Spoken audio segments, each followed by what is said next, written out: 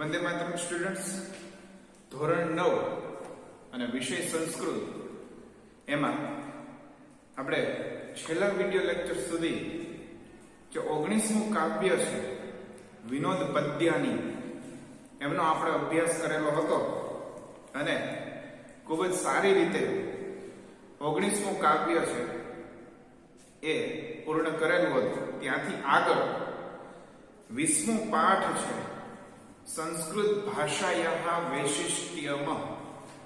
પાઠનું નામ શું થશે?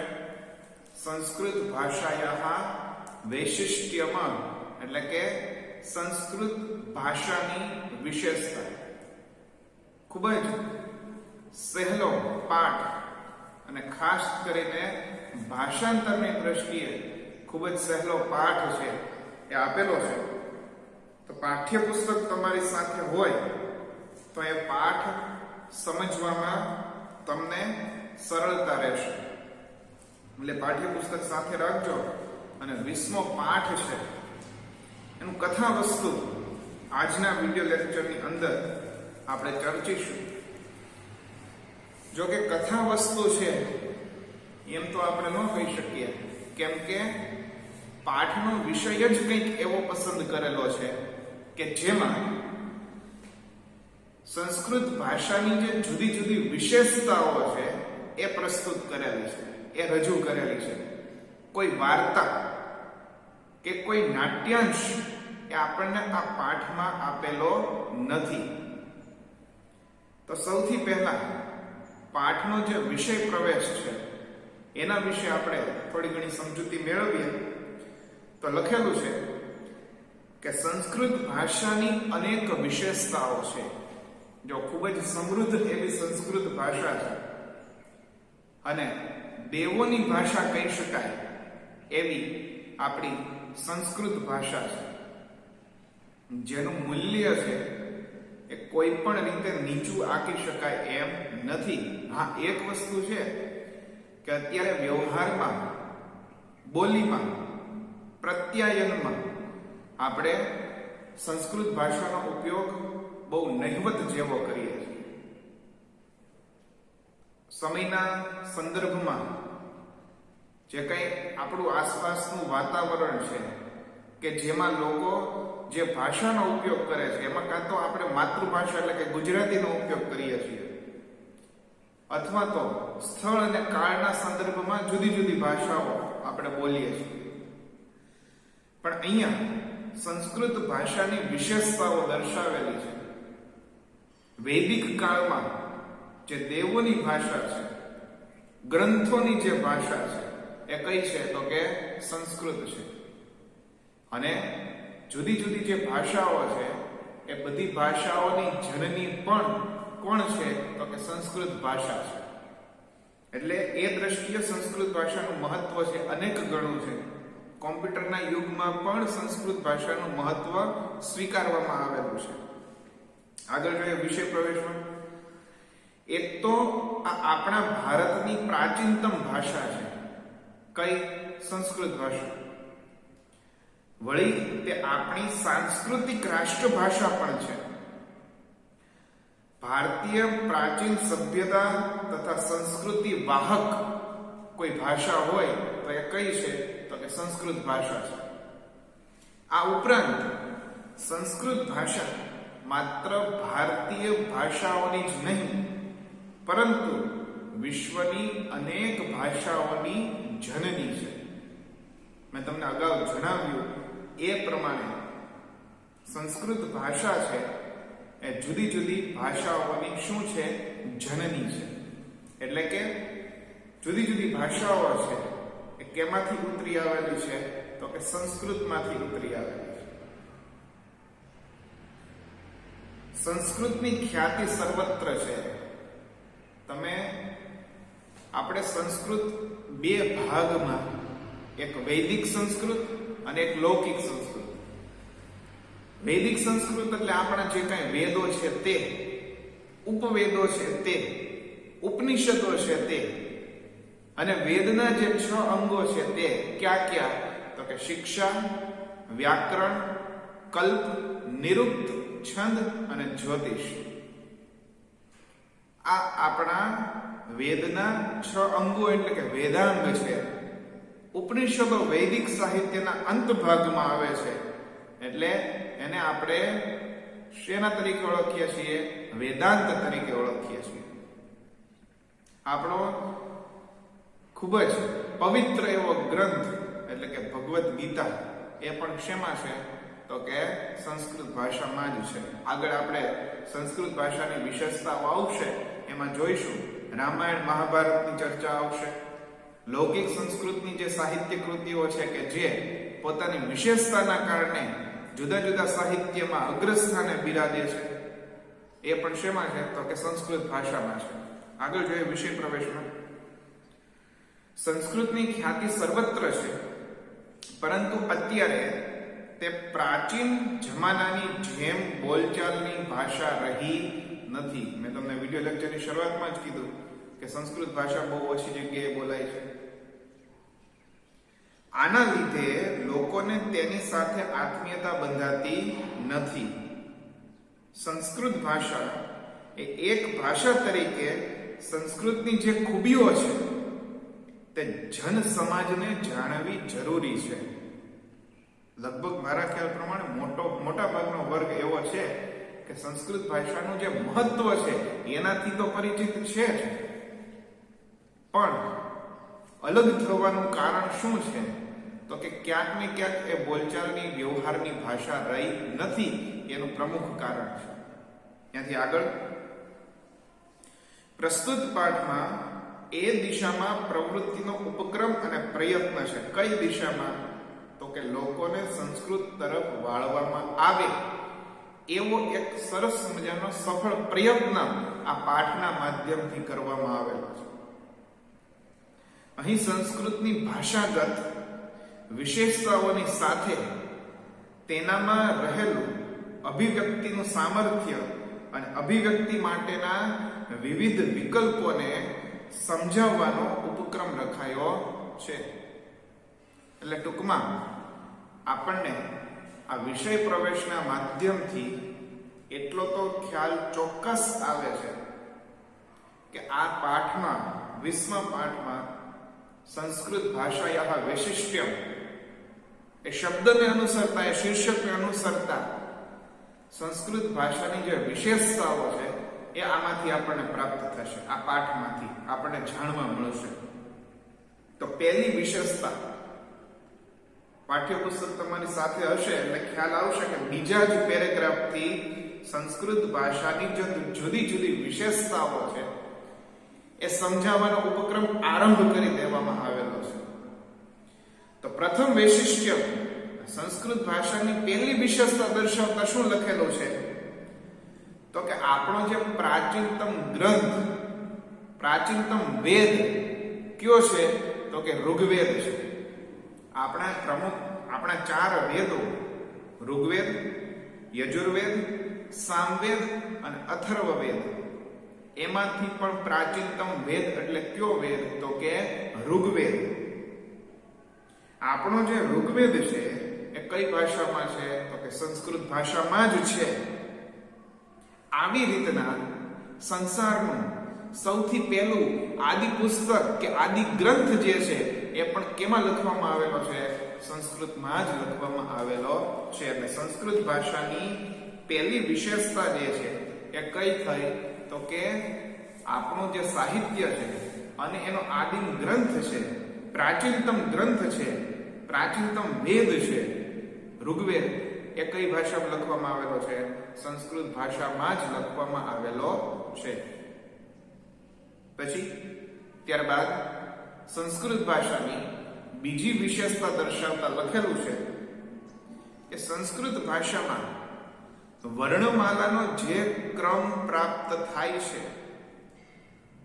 એવો વર્ણમાલાનો ક્રમ બીજી કોઈ પણ ભાષામાં પ્રાપ્ત થતો નથી. જેમ કે આ જે કઈ વર્ણમાલાનો ક્રમ ગોઠવેલો છે એ કેવો છે? તો કે વૈજ્ઞાનિક અને તાર્કિક છે. કેવો છે? વૈજ્ઞાનિક અને તાર્કિક છે. ઉચ્ચારણ તંત્ર પ્રમાણેના વર્ણો બોલવામાં સરળતા રહે એ પ્રમાણેના વર્ણો આપણને સંસ્કૃત ભાષામાંથી પ્રાપ્ત થાય છે. વ્યંજન વર્ણોનો જે ક્રમ છે, કકારથી જે શરૂ થાય છે એ, અને વર્ણમાલાનો જે કોઈ અભ્યાસ કરે છે એનો અભ્યાસ કરતા ખ્યાલ આવશે કે આ વર્ણમાલાનો ક્રમ જે છે એ કેવો છે, તો કે વૈજ્ઞાનિક અને તાર્કિક છે. સાથે સાથે ઉચ્ચારણ શાસ્ત્રની દ્રષ્ટિએ પણ ખૂબ જ સરળ છે, જેથી કરી સરળતાથી લોકો બોલી શકે. એટલે બીજી વિશેષતામાં આપણે એટલું યાદ રાખી શકીએ કે સંસ્કૃત ભાષામાં આપવામાં આવેલો વર્ણમાલાનો જે ક્રમ છે એ કેવો છે, તો કે વૈજ્ઞાનિક અને તાર્કિક છે. ખ્યાલ આવે છે? એટલે પહેલી વિશેષતા શું આપણને કીધી, તો કે આદિમ ગ્રંથ, પ્રાચીનતમ ગ્રંથ ઋગ્વેદ છે એ પણ કઈ ભાષામાં છે, તો કે સંસ્કૃત ભાષામાં છે. બીજી વિશેષતા સંસ્કૃતની, તો કે જે કાંઈ પણ વર્ણમાલાનો ક્રમ આપેલો છે એ કેવો છે, તો કે વૈજ્ઞાનિક અને તાર્કિક છે. ત્રીજી વિશેષતા આપતા શું જણાવેલું છે કે સંસ્કૃત ભાષાનું અષ્ટાધ્યાયી નામનું જે સંસ્કૃત વ્યાકરણ છે એ સર્વોત્તમ અને સર્વોચ્ચ છે, સર્વોત્તમ છે, સર્વશ્રેષ્ઠ છે, અને માનવ મસ્તિષ્કની શ્રેષ્ઠતમ કૃતિ એટલે અષ્ટાધ્યાય અને વ્યાકરણનો ગ્રંથ છે. એટલે ત્રીજી વિશેષતા સંસ્કૃત ભાષાની આપણે યાદ રાખી શકીએ. શું? તો કે જે અષ્ટાધ્યાય રચવામાં આવેલું છે, કે જે સંસ્કૃત ભાષાનો ગ્રંથ છે એ માનવ મસ્તિષ્કની ઉત્તમ કૃતિ પણ કઈ ભાષામાં છે, તો કે સંસ્કૃત ભાષામાં છે. એટલે ત્રીજી વિશેષતા થાય છે. ચોથી વિશેષતા, મહાભારત નામનો ગ્રંથ એ પણ કઈ ભાષામાં પ્રાપ્ત થાય છે, તો કે સંસ્કૃત ભાષામાં જ પ્રાપ્ત થાય છે. મહાભારત જેવો વિશાળકાય ગ્રંથ પણ કઈ ભાષામાં રચવામાં આવેલો છે, તો કે સંસ્કૃત ભાષામાં જ રચવામાં આવેલો છે. એની ચોથી વિશેષતા. પાંચમી વિશેષતા રામાયણ વિશે જણાવે છે. આપણા સંસ્કૃત સાહિત્યના બે મહાકાવ્યો એટલે ક્યાં ક્યાં, તો કે રામાયણ અને મહાભારત, આ બંને કઈ ભાષામાં લખવામાં આવેલા છે, તો કે સંસ્કૃત ભાષામાં જ લખવામાં આવેલા છે. ઉપરાંત રામાયણ વિશે એવું લખેલું છે કે સંસ્કૃત ભાષામાં લખાયા બાદ જુદી જુદી ભાષાઓમાં રામાયણનો અનુવાદ થયેલો છે. સંસ્કૃત ભાષામાં એવા ઘણા બધા ગ્રંથો પ્રાપ્ત થાય છે કે જેના અનુવાદો જુદી જુદી ભાષાઓમાં થયેલા હોય. ટૂંકમાં આપણે યાદ રાખીએ તો અત્યાર સુધીમાં આપણે સંસ્કૃત ભાષાની 5 વિશેષતાઓ છે એ જોઈ. પહેલી વિશેષતા કઈ, તો કે આપણા જે વેદો છે, 4 વેદો, અને એમાં પણ પ્રાચીનતમ વેદ ઋગ્વેદ એ કઈ ભાષામાં લખાયેલો છે, તો કે સંસ્કૃત ભાષામાં. પછી બીજી વિશેષતા સંસ્કૃત ભાષાની કઈ, તો કે એનો જે વર્ણમાલાનો ક્રમ છે એ કેવો છે, તો કે વૈજ્ઞાનિક અને તાર્કિક છે. પછી ત્રીજી વિશેષતા કઈ, તો કે પાણીની દ્વારા રચવામાં આવેલું અષ્ટાધ્યાયી નામનું જે વ્યાકરણ છે કે જે માનવ મસ્તિષ્કની સર્વોત્તમ કૃતિ માનવામાં આવે છે, એ પણ કઈ ભાષામાં છે, તો કે સંસ્કૃત ભાષામાં. 3 વિશેષતા થઈ. ચોથી અને પાંચમી વિશેષતા યાદ રાખવી તો સહેલી છે. ચોથી વિશેષતા શું, તો કે ખૂબ જ વિશાળકાય એવો ગ્રંથ મહાભારત છે એ પણ શેમાં લખવામાં આવેલો છે, તો કે સંસ્કૃત ભાષામાં. રામાયણ આદિ કાવ્ય કહેવાય છે, રામાયણ અને મહાભારત એ પણ શેમાં છે, તો કે સંસ્કૃત ભાષામાં. અત્યાર સુધીમાં સંસ્કૃત ભાષાની આ પાઠના સંદર્ભમાં આપણને 5 વિશેષતાઓ છે એ પ્રાપ્ત થાય છે. પાઠમાં સંસ્કૃત ભાષાની કુલ કેટલી વિશેષતાઓ આપવામાં આવેલી છે, પાઠ્યપુસ્તકમાં નજર કરો એટલે ખ્યાલ આવશે કે સંસ્કૃત ભાષાની કુલ 8 વિશેષતાઓ આપણને આ પાઠના સંદર્ભથી જાણવા મળે છે. છઠ્ઠી વિશેષતા શું છે, તો કે સંસ્કૃત ભાષાનો પંચતંત્ર નામનો ગ્રંથ વિશ્વની ઘણી બધી જુદી જુદી ભાષાઓમાં અનુવાદિત થયેલો આપણને પ્રાપ્ત થાય છે. આવું સૌભાગ્ય બીજી કોઈ પણ ભાષાના ગ્રંથને પ્રાપ્ત થયેલું નથી. પાઠના સંદર્ભમાં આપણે જોઈએ તો શું કહે છે? પાંચમી વિશેષતા કયા ગ્રંથની વાત કરે છે? પહેલામાં ઋગ્વેદ વિશે વાત કરી, પછી બીજામાં વર્ણક્રમ વિશે વાત કરેલી, ત્રીજામાં અષ્ટાધ્યાય વિશે વાત કરે છે, ચોથામાં મહાભારત અને પાંચમું રામાયણ, છઠ્ઠું તો કે પંચતંત્ર. આપણને બધાને ખબર છે પંચતંત્ર શું છે. તો કે કોઈ પણ વ્યક્તિને કોઈ વાત સમજાવવા માટે થઈને જો એના પર આદેશ કરવામાં આવે તો એ કદાચ ક્યારેક એ વાત ગ્રાહ્ય બને નહીં. પણ કોઈ વાત સમજાવવા માટે વાર્તાનું માધ્યમ પસંદ કરવામાં આવે ત્યારે એ ઉપદેશ છે, એ બાબત છે, એ સમજ છે, વધુ સરળતાથી ગ્રાહ્ય બનતી હોય છે. માણસ વધુ સરળતાથી એ સ્વીકારી શકતો હોય છે. એટલે પ્રાણી કથાને પ્રાણીઓને પાત્ર બનાવીને, પ્રાણીઓને માધ્યમ બનાવીને પ્રાણી કથાના બે ગ્રંથો એ પણ સંસ્કૃત સાહિત્યમાંથી જ પ્રાપ્ત થાય છે. એ ક્યાં છે? તો કે પંચતંત્ર અને હિતોપદેશ. પંચતંત્રના રચયિતા કોણ છે? તો કે પંડિત વિષ્ણુ શર્મા. અને હિતોપદેશ છે એમના રચયિતા કોણ છે? તો કે નારાયણ ભટ્ટ અથવા તો નારાયણ પંડિત. એટલે છઠ્ઠી વિશેષતા દર્શાવતા લખેલું છે કે સંસ્કૃત ભાષાનો જે પંચતંત્ર નામનો ગ્રંથ છે, સાહિત્ય કૃતિ છે, એ પણ વિશ્વની જુદી જુદી ભાષાઓમાં અનુવાદિત પામેલી છે, અનુવાદ થયેલો છે. આવું સૌભાગ્ય સંસ્કૃત સિવાયની બીજી ભાષાના જે ગ્રંથો છે એમને બહુ ઓછું આવું સૌભાગ્ય પ્રાપ્ત થયેલું છે. એટલે એ પણ સંસ્કૃત ભાષાની એક વિશેષતા જ ગણાવી શકાય. સાતમી વિશેષતા દર્શાવતા લખેલું છે કે સંસ્કૃત સાહિત્યના દશકુમાર ચરિતમમાં એક પાત્ર છે એ પ વર્ગ પ્રયોગ રહિત સંવાદો બોલે છે. તમે વિચાર કરો, કોઈ પણ સાહિત્ય કૃતિની રચના કરવી એ જ પોતાનામાં એક મોટી વાત છે, એક કાર્યકુશળતા માંગી લે એવી બાબત છે. અને એમાં પણ કુનેહ દાખવીને કોઈ એક પાત્રના મુખમાં એવા જ સંવાદો મૂકવા કે જેમાં પ વર્ણ આવે જ નહીં, કોઈ એક વર્ણનો ઉલ્લેખ આખી સાહિત્ય કૃતિ દરમિયાન થાય જ નહીં, તો એ કેટલી મોટી વિદ્વત્તાનું પ્રમાણ કહી શકાય. અને વિદ્વત્તાનું પ્રમાણ પણ આપણને દશકુમાર ચરિતમ કે જે સંસ્કૃતમાં લખાયેલું છે એમાંથી જ આપણને પ્રાપ્ત થાય છે. એટલે સાતમી વિશેષતા શું થશે? તો કે દશકુમાર ચરિતમ જે લખવામાં આવેલું છે એમાં એક પાત્ર પ વર્ગ રહિત જ બધા સંવાદો બોલે છે.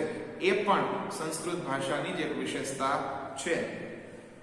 અને આઠમી અને છેલ્લી વિશેષતા દર્શાવતા લખેલું છે કે કોઈ એક વર્ણના પ્રયોગથી કાવ્યની રચના કરવી સંસ્કૃતમાં જ શક્ય છે. મહાકવિ માઘે રચેલું શિશુપાલ વધ નામનું જે મહાકાવ્ય છે એમાં દકાર અને નકાર એ વર્ણોથી જ આખા કાવ્યની રચના થયેલી છે. યાદ રાખી શકાય કે મહાકવિ માઘ દ્વારા રચવામાં આવેલું કાવ્ય એટલે કયું? તો કે શિશુપાલ વધ. એમાં કયા બે વર્ણો? તો કે દકાર અને નકાર. આ બે વર્ણોને કેન્દ્ર સ્થાને રાખીને આખા કાવ્યની રચના થયેલી છે. એટલે આ પ્રમાણેની સંસ્કૃત ભાષાની 8 વિશેષતાઓ આપણને 20મા પાઠમાંથી પ્રાપ્ત થાય છે. પાઠનું શબ્દસહ ભાષાંતર, શબ્દાર્થ, સમજૂતી વગેરે જેવી બાબતો છે એમની ચર્ચા આપણે નેક્સ્ટ વિડિયો લેક્ચરની અંદર કરશું. આગળના વિડિયો લેક્ચરમાં મળશું. ધન્યવાદ.